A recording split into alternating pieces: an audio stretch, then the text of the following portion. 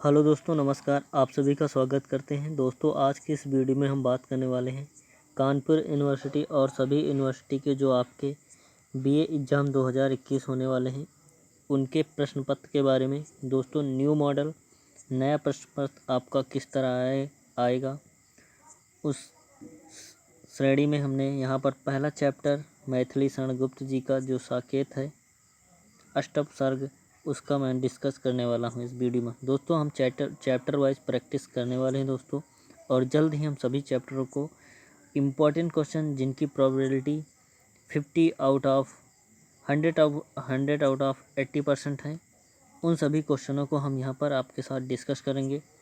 और हमने previous year में जो भी वीडियो डाले और जो भी इस तरह के क्वेश्चन हमने डाले उनका पॉजिटिव हमें मिला है, और जो एग्ज़ाम हुए हैं उनमें अच्छा खासा पेपर इन वीडियोस से आया है। अगर विश्वास नहीं है तो प्रीवियस वीडियोस आप जाकर देख सकते हैं। दोस्तों, शुरू करते हैं। सबसे पहले ये श्रेणी का भाग 1 होगा और वीडियो को चालू करते हैं। सबसे पहले क्वेश्चन आपके सामने है कि साकेत महाकाव्य लिखने की जो प्रेरणा गुप्त जी को किससे मिली। साकेत महाकाव्य आपने गुप्त जी ने लिखा है, मैथिली शरण गुप्त का है, और इसकी जो प्रेरणा है तुलसीदास से मिली है। ओके, तुलसीदास जिन्होंने रामचरितमानस की रचयिता की है, रामलला नहछु, इस प्रकार की कई सारी रचनाएं हमारे तुलसीदास जी ने की है। मैथिली शरण गुप्त जी की पहली पुस्तक का यहाँ पर नाम पूछा गया है, तो यहाँ पर रंगभंग जो है इनकी पहली पुस्तक है।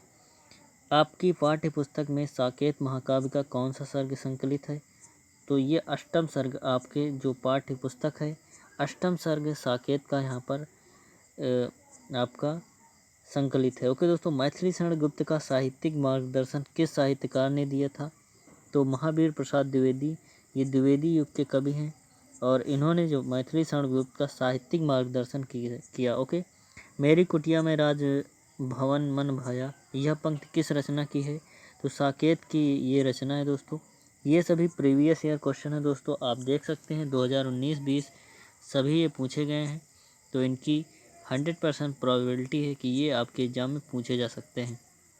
तो वीडियो को इन तक जरूर देखना। मैं आर्यों का आदर्श बताने आया, जन सम्मुख धन को तुच्छ जताने आया, यह पंक्ति किस काव्य से उद्धृत है, तो ये साकेत से उद्धृत है। दोस्तों, मेरे उपमन के हरिण आज वनचारी, मैं बांध न लूँगी तुम्हें, तजो भय भारी, साकेत महाकाव्य में यह जो किसका कथन है या किसका कथन है, तो ये उर्मिला कहती है।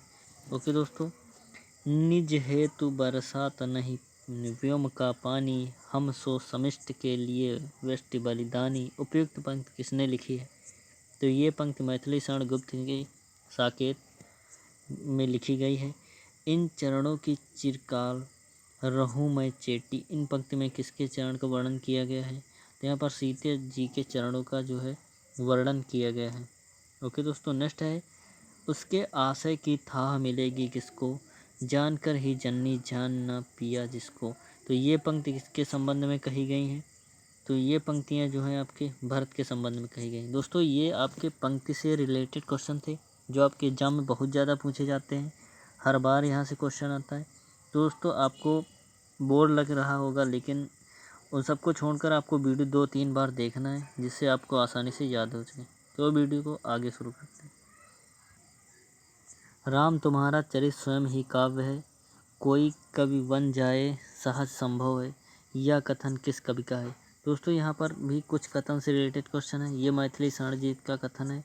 अब आगे हम कुछ प्रश्नोत्तरी टाइप क्वेश्चन करने वाले हैं। शुरू करते हैं। साकेत के अष्टम सर्ग की घटना किस स्थान पर घटित होती है, तो चित्रकूट में घटित होती है। कृष्ण चरित्र पर आधारित मैथिली शरण गुप्त की कौन सी रचना है, तो ये है द्वापर कृष्ण पर आधारित है। दोस्तों, हाँ, इसी आशय हेतु जनन था मेरा, अब कौन अभिषिप्त और आर्य, वह किसका, इन पंक्तियों में किसके हृदय की पीड़ा को व्यक्त करती है, तो वह कौन है, यहाँ पर पूछा गया, तो वो भारत है। ओके दोस्तों, वभ में नभ वैभव व्याप्त कराने आया, नर को ईश्वरता प्राप्त कराने आया, इन पंक्तियों में गुप्त जी किसके आगमन के विषय में यहाँ पर बात करते हैं, तो राम के आगमन के विषय में बात करते हैं। समस्या पूर्ति किस युग की कविता में प्रमुखता दिखाई पड़ती है? तो समस्या पूर्ति जो है भारतेंदु युग की कविताओं में दिखाई पड़ता है दोस्तों। भारतेंदु उपाधि किस उपाधि की प्रतिक्रिया में दी गई है? तो ये दी गई है भारतेंदु उपाधि सितारे हिंद की प्रतिक्रिया में भारतेंदु उपाधि दी गई है। गद्य और पद्य के एकीकरण का प्रस्ताव किसने दिया? तो गद्य और पद्य को जो एकीकरण का प्रस्ताव महावीर प्रसाद द्विवेदी ने दिया। ओके, चींटी से लेकर हाथी पर्याप्त पशु, भिक्षुक से लेकर राज पर्याप्त मनुष्य, डैश डैश किस मतलब युग की कविता का विषय है? तो यहाँ पर द्विवेदी युग की कविता का विषय है, जिसके कवि महावीर प्रसाद द्विवेदी, आचार्य हजारी प्रसाद द्विवेदी, इस प्रकार के कवि आपके हैं। उसमें उचित उपदेश का भी मर्म होना चाहिए। यह किस युग की कविता की विशेषता है? उचित उपदेश का मर्म होना चाहिए। ये द्विवेदी युगीन कविता का बात है दोस्तों। ओके, दो संस्कृति की समस्या क्या कहलाती है? तो दो संस्कृति की जो समस्या होती है भौतिक आध्यात्मिक कहलाती है। करेक्ट आंसर ए हो जाएगा। ओके, नेक्स्ट क्वेश्चन आपके सामने है।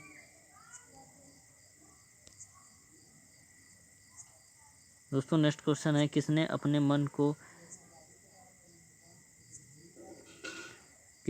मन को प्रेम पथ का विघ्न बनाने से रोका? तो ये उर्मिला हो जाएगी, जो लक्ष्मण की पत्नी थी। ओके दोस्तों, जो हो जाए अवध अयोध्या अब से, मुख खोल नाथ कुछ बोल सकूँ मैं सबसे। साकेत में ये पंक्ति किसके द्वारा कथित है? तो ये भरत के द्वारा कथित है दोस्तों। भरत ने कहा, हो जाए अवध अयोध्या अब से, मुख खोल नाथ कुछ बोल सकूँ मैं सबसे। ये राम से कहते हैं भरत जी। ओके, नेक्स्ट है, वन में तनिक तपस्या करके बनने दो मुझको निज योग। उपयुक्त पंक्ति का तो वक्तव्य कौन है? तो ये है लक्ष्मण जी कहते हैं कि वन में हमको तपस्या करके बनने दो, मुझको निज योग बनने दो। ओके दोस्तों, सीधे पग धरती न बावली, कोमलता के भार से भरी। उपयुक्त पंक्ति किसके लिए कहा गया है? तो सोन जूही के लिए ये पंक्तियाँ कही गई हैं दोस्तों। नेक्स्ट है, यह सच है तो अब लौट चलो तुम घर को। यह पंक्ति किस पात्र ने किस काव्य में कही है? तो ये कैकेयी ने साकेत में कहा है दोस्तों। ये सभी प्रीवियस क्वेश्चन आप देख सकते हैं पूछे गए हैं दोस्तों। और लगातार इसी तरह के वीडियो पाने के लिए चैनल को ज़रूर सब्सक्राइब करना। मैथिली शरण गुप्त द्वारा अनुदित कृत मेघनाथ वध मूल रूप से किस कवि की रचना है? तो मेघनाथ वध आपको पता होगा, माइकल मधुसूदन दत्त की ये है मेघनाथ वध। ओके दोस्तों, नेक्स्ट है कि निधि खोले दिखलाए रही, प्राकृतिक निज माया, मेरी कुटिया में राजभवन मन भाया। तो उपयुक्त पंक्ति इसके द्वारा है? तो सीता के द्वारा है। ये सभी पंक्तियाँ पंचवटी या आपकी जब वन में होती हैं तब की इन सभी पंक्तियों का वर्णन किया है हमारे मैथिली शरण गुप्त ने। ओके दोस्तों, राष्ट्रकवि की उपाधि से निम्नलिखित में से किसे सम्मानित किया गया है? तो राष्ट्रकवि मैथिली शरण गुप्त। तो मैथिली शरण गुप्त को राष्ट्रकवि की उपाधि से सम्मानित किया गया है। Important question. साकेत की नायिका कौन है? पूछा गया है। तो साकेत की जो नायिका हैं वो सीता जी हैं। ओके, नायक श्री रामचंद्र जी। और यहाँ पर सौरांध्री के रचयिता का नाम पूछा गया है, तो मैथिली शरण गुप्त करेक्ट हो जाएगा। उनको इस सर का लक्ष्य चुनूंगा क्षण में, प्रतिरोध आपका भी न सुनूंगा रण में। उपयुक्त पंक्ति किसके द्वारा कही गई हैं? ये अर्जुन के द्वारा कही गई हैं पंक्तियाँ। दोस्तों वीडियो को एंड करते हैं। आई होप आपको ये सभी समझ में आएंगे। अगर कोई भी डाउट होता है तो आप कमेंट करिएगा। लगातार इसी तरह के वीडियो के लिए चैनल को सब्सक्राइब करिएगा। थैंक यू, जय हिंद।